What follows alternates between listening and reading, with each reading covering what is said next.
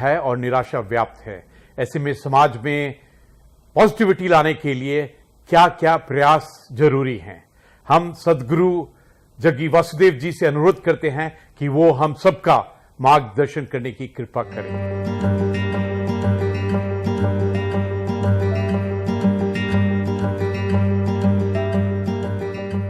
These numbers of daily cases, all these are not relevant right now because we've reached a point where the numbers could be 5x or 10x of what is being tested, because you cannot test 1.3 billion people in one day to find out how many people actually. So these numbers are more maybe a little bit of a guidance for the administration, but I think it is time to shift to a place where educating people, I mean, it's already been done, but I'm saying more stringently, because anything that you need to communicate in our country, you have to do it in 24 languages, so it is very hard. How to handle this, what level of symptoms, how to handle it, if you're asymptomatic, how to be. It is not necessary we should go on testing, because testing is irrelevant. Almost everybody has it all right now, already it's going there. If it is not there, it will get there in the next few weeks, because this is not something you can contain like that. You can only see how to boost your immunity, increase your lung capacity, what is the sensible things, what are the sensible things to do. And the few things that I mentioned, that you mentioned, of panic, frustration, fear, anger, none of these things are going to help us. Because this is not a time for grandstanding each other, this is not a time to point fingers at each other, this is a time to stand up. Not even as one nation, as one humanity, we need to stand up, because right now I'm here in the United States, well, everything seems to be normal, all the traffic is normal, commerce is going on, industry is going on, everything is going on. But it is just probably a question of weeks or maybe a couple of months before this virus, this particular variant that we are suffering in India, could be all over the world in no time, because you cannot contain it like that within a country. National borders are not a limitation for this. So this is a time to really understand. This is a generational challenge. How are we going to come out of this? What are the simple things? Everybody should know what are the few simple things that they must do, rather than pointing fingers at each other, because it's an invisible enemy. It doesn't matter what the administration does, it doesn't matter what people do, what they think. It will spread, because you cannot really stop it. One simple thing I'm saying right from last 14 months, see, if only we had the necessary integrity and discipline, that we did so many weeks and weeks of lockdown, but they were only partially effective, because only a certain number of people actually follow this recommendations or enforcement. Because now we are no more calling it lockdown, we are calling it curfew in some of the places. So curfew means it has to be forcefully enforced. However much you enforce, it's not going to be absolute unless every one of us gets it. Well, that's a difficult thing to do, to make the entire population get it. I would say at least the urban population. If you make the entire urban population in India to understand 14 days, if you do not come in touch with any human being, if you just stay only with those one or two people who are not infected in your family or whatever, do not come in contact with anybody for 14 days, you would definitely drop it down.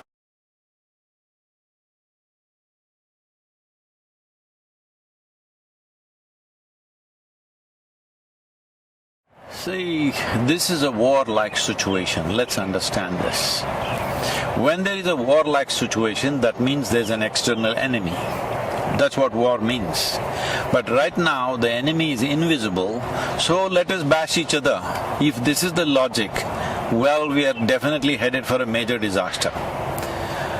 Now when there is a war-like situation, at least when there is a war-like situation, irrespective of what we believe in, it's important for us to pool our resources and see how to come out of it. Let's be realistic. India as a nation definitely does not have necessary infrastructure to service 1.4 billion people, either in terms of hospitals or toilets or temples or streets or roads or ports. We don't have enough infrastructure. That's a reality which we are trying to change, which is a onerous task. It's not a simple thing. It's not going to happen overnight. Having said that, now you want to be angry with somebody. You can be angry. There is substantial medical evidence. I will show you our own institution in the Harvard Medical School has done a lot of research on this, clearly showing when you are angry, when you are agitated, when you are fearful, in these conditions, your immune system goes down. You become far more vulnerable. So right now the question is just this. We've gotten used to this. If something goes wrong, bash somebody. If something goes wrong, bash somebody. No, right now it is just this. Do you want to be part of the solution, or do you want to be a problem? Do you want to make a problem out of yourself? Now, one fundamental responsibility all of us have is that we stay healthy as individuals. We stay healthy and we stay alive. Now there are people in social media who envy people who are healthy, people who are doing well. No, this is not it. More and more people should do well. More and more people should be healthy. That's the only solution. Now people are openly saying, oh, my mother got infected, why are you going around happily with your family? These kind of talks are happening. Are we stupid? There's no question that if we go like this, we will make a complete disaster out of ourselves. It is time we pull up our sleeves and get to work in terms of what is needed. What is needed? Let's understand this. See, normally these kind of pandemics and epidemics are transmitted by other creatures like rats and mosquitoes and birds and whatever else. This time it's just us. Suppose, I'm saying just suppose, let us say this pandemic was being transmitted by the mice. What would be our plan? To eliminate all of them. Mass exterminate every mice in the country or in the world. But right now it's us. So we need to understand, we need to do something. Extermination is not the answer. But if we behave irresponsibly, extermination of a certain level or certain percentage of population will happen. I'm telling you, every day on my phone, people that I know, 15 to 20 people are dying per day. People, many close friends, relatives, my brother, one of my cousin brothers, all dead. And you know what, when they die, they send a message to me saying that please don't come because we don't have the body. And it seems the family went to the cremation ground where the hospital sent the body straight to the cremation ground. When they went there, 4 bodies arrived, all wrapped in white. All the 4 families who were waiting, none of them knew which is their body. They're just standing there gaping at all the 4 bodies, hoping they're looking at the right one, but they don't know which one is which. So I'm saying this is not a simple situation. Those of us who are still standing, we need to behave responsibly. Responsibly means that we must retain our ability to respond in a sensible and intelligent manner. This is not a time to react. Your anger, your frustration, your misery, everything is because you are reacting to the situation. This is a time, as a human being, you and me have to show what sort of human beings are we, what kind of generation are we. I'm saying, compared to what the previous generations have faced, this is a soft ball, believe me. If you were at the time, alive at the time of World War II, World War I and various other things, you would know what I'm talking about. Well, if we have not seen it with our own eyes, we have seen it in documentaries, we have seen it in movies. Well, what they went through and what we are going through is nothing. As a generation of people, we have enjoyed the highest level of comforts and conveniences. Right now there is a challenge. And this challenge has many ramifications and many aspects of our life that needs to change. See, the problem with us is we are more dedicated to our lifestyle than our life. This is the problem. This priority has to shift. Okay, economy is going bad. Yes, I know it's going bad. Tell me what will happen for you or me. One important thing is, for me, life is important. I don't care about the lifestyle. Right now, if I traveled in United States, 2 years ago, I would be flying everywhere, staying in hotels, staying in the best homes, everything, because that's how things would be organized. Today, I'm driving a truck myself. I'm sleeping in the truck. I'm driving. This is a complete change of lifestyle. But don't be committed to your lifestyle. Lifestyle is a consequence of the times in which we live. It is the life that matters. So we have to ensure there is no loss of life. If this needs to happen, all of us should retain our ability to respond in the most sensible manner, not react in wild ways. And by grandstanding and pointing fingers at each other, you will only become part of the problem, not part of the solution.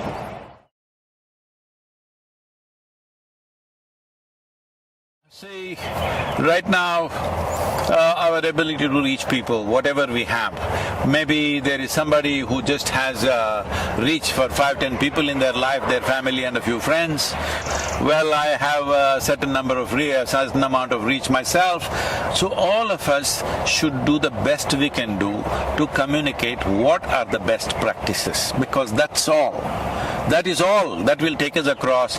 This hospital is not going to save us. See, a whole lot of doctors, especially in the United States, are clearly saying going to the hospital means you're increasing the risk of fatality. It's important that you manage yourself without making the symptoms very severe. There's a whole lot of things to do. Right now we put out a simple practice. Now doctors in UK and in Harvard University and also in India, many doctors have tested out this practice in the last few months, and they're all vouching this has made a huge difference in the oxygen levels, though their exposure is extremely heavy because they're out there. So we must understand right now. See, our volunteers, I've told them, go to the hospitals, general hospitals, you are at little bit of risk, but we are providing them PPE kits and all this. I'm saying right now the important thing is to make this happen in the hospital. Those who go to the hospital, if you want to save their lives, we don't need too many doctors. We need a whole lot of nurses and paramedical staff. Do we have them? No, we are way understaffed, all right? We are way understaffed. Now, I am asking young people to go near the hospital and take over all the non-medical aspects, which the medical people were doing and wasting their time and doing those things normally. I said, do everything. Now we are there providing snacks, tea in the night, one meal somewhere in the evening, all kinds of things. Because support the medical staff. If they collapse, you had it. Your fatalities will jump at least 10, 25 times more. So this is very important. What is it? First thing is not to go to the hospital, what to do. We have simple, if you want, I will send you the concoction, you can put it out. We are putting it out on all our social media. There is a Siddha, this thing in Tamil Nadu, in the rural Tamil Nadu, we've contained it significantly. This is not a cure for the virus. This is not a vaccination, but it boosts your immunity. There is something called as Kudineer, simple thing, a concoction of a few herbs that you drink, which definitely enhances our immune system. I would not say you will prevent it. You will still maybe get infected, but you can keep the symptoms so low that you don't have to end up in an ICU or something. Because the percentage of people entering ICU and coming out of it is unfortunately very low. Because once you go there, the fear of it, just being there alone by yourself, that itself will lower your immune system. You are lowering the defense mechanism in the body and becoming far more susceptible. So the best thing is to stay outdoors. When I say outdoors, people are walking on the Delhi street. No. Outdoors means go into the village, go into open fields, go somewhere, go into the mountains. I know people have to do their work, but there are many ways. Like I'm doing my work. Instead of staying in a hotel, staying in people's homes, I'm sleeping in a truck. I'm saying something you have to do. Something you have to do, and it's very important all of us continue our work to the extent possible, because crippling the whole activity in the country or in the world is not the answer, because that's going to take a much bigger toll on us. So it's very important to what extent, whatever the nature of work we are doing, to what extent we can keep it on without coming close to people, without getting infected. This is a fundamental responsibility.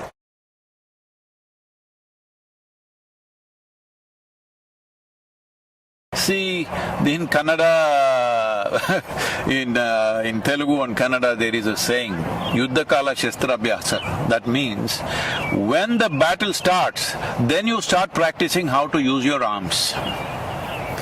That is not the way to be, all right? But now the battle has already come. What can we do? There are simple processes. I'm saying in this kind of situation when people are just falling dead all around you, can you not invest 30 minutes to ensure your health and well-being, to do something about yourself? It is that simple, you don't have to go anywhere to learn, it's just on your phone.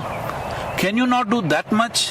When you're throwing your breath out, talking to all kinds of people, abusing people, getting angry with people, stop the nonsense and do something about your breath, about your body, about your mind. For all these three things we provided three aspects. One is called as Ashtanga, which is so simple that you can do it in 7, 8 minutes, 12 minutes.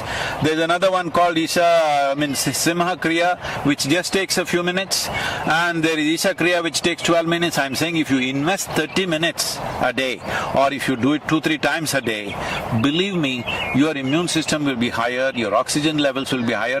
All tests have been done. Anyway, if you test in India, that also will become politics. So we have it all tested in US universities. Everybody is saying, very prominent doctors are saying this is working like a miracle.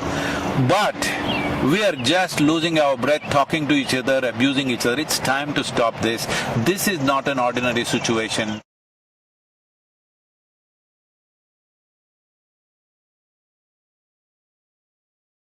I'm going to repeat a few things because, first of all, this is a war-like situation. When there is a war, you don't think of your career, you don't think of your lifestyle, you don't think of other things. The most important thing is your life, staying alive through the period.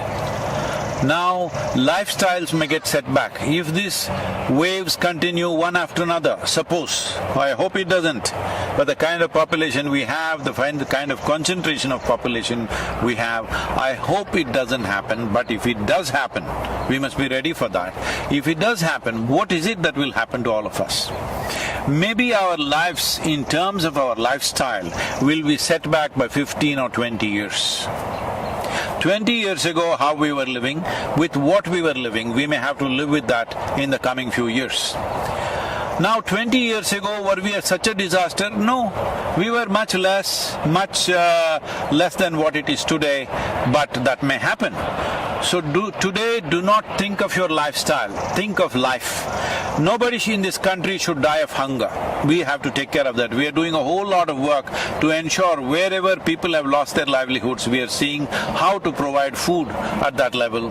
Distribution of government is doing it, but that's not enough for a whole lot of people. But we are giving grains, we are giving cooked food, all this stuff is happening, but it is not enough if one organization does it. It is not even enough if just the government does it. Every one of us need to see that life around us doesn't die, but lifestyles will be set back. We better be ready for that. Lifestyle will be set back if wave after wave it comes back. Right now, if this wave passes away in the next 4-6 weeks, as some people are making predictions, I do not know on what basis, but if it goes away, well, we will bounce back in our economy, maybe lifestyles will come back in no time. But suppose, as some of the scientists, responsible scientists are saying, that this could go on for 4 to 6 years. 4 to 6 years means across the world, our lifestyles will be set back. I am repeating this once again. I am sleeping in a truck. I had not done this for a long time.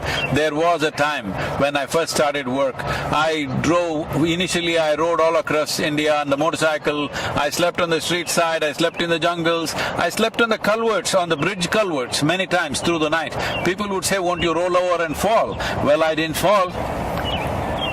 But later on, I slept in a Maruti car for years. Well, today I'm back in the truck once again. I'm saying we should not be committed to our lifestyle. We must be committed to our life and all the life that is around us. This is a responsible way to go about it. Our lifestyles, we must understand, are not about us. It's about the times in which we are born. Suppose we were here 100 years ago, would we be complaining about those days' lifestyles? We were fine with it. 1,000 years ago, you and me would be in a cave and we would be fine with it. I'm saying, let us not get overly committed related to our lifestyles. Life is important, either because of infection or because of hunger. Nobody should die in the country. That should be our commitment. That's what we should work towards. About mental situations that people are going through, well, WHO has predicted there is going to be a mental pandemic and a suicide pandemic. Unfortunately, in one country like Japan, which is a well-to-do nation, here in 2020 more people committed suicide than they died of COVID infections. So this may happen all over the place if we do not take charge of it. As India as a nation, as Bharat, we talk about our history is not just replete with kings and their conquests and stuff. Our history is full of sages and saints and yogis, always exploring inner well-being as the most important aspect. Why are we not making use of it? What is our problem? Our problem is we are looking for Western psychiatry. Please, there is a way. Within few weeks you can change the fundamental chemistry of who you are. There are simple ways. There is a practice free, available to everybody, called Isha Kriya. Just start doing this, invest 15 minutes a day. It will change the way you are. If you do not learn how to keep your mind and body for yourself. See, right now if my hand starts smashing my face, what is it? Well, that would be ridiculous and a case of insanity, right? Right now your thoughts and emotions smashing you up. What is it? Please, this is the time to wake up. This is the time to dig yourself deep into the roots of the culture which has invested so heavily into inner well-being. At least the Indians should set the example no matter what happens in our lives. We will stay equanimous, we will stay peaceful, we will come through any kind of situation that is thrown to us, either by earthly virus or aliens. We will come out of it successfully. This is something we need to demonstrate to the world. In many ways, the world is looking towards India for this. As a nation, it's my wish and my blessing that we must come out of this successfully, on top of this, stronger and better. And also as a humanity, this is the time for us to display what sort of human beings we are.